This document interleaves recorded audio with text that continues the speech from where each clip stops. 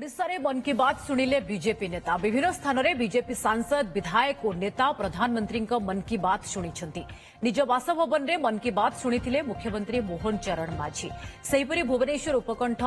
बालकाटी मन की बात कार्यक्रम आयोजन करा सामिल होते केन्द्रापड़ा सांसद तथा बीजेपी राष्ट्रीय उपाध्यक्ष बैजयंत पंडा बीजेपी राज्य प्रभारी विजयपाल सिंह तोमार और बहु कर्मकर्ता। मन की बात कार्यक्रम अति सुंदर भाव में आमर ये भुवनेश्वर आम बासभवन समस्ते ये बहु संख्यार उपस्थित ये कार्यक्रम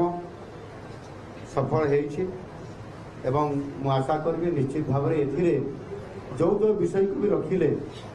ता भीतर गोटे भल विषय रखिले जो कि आपंकर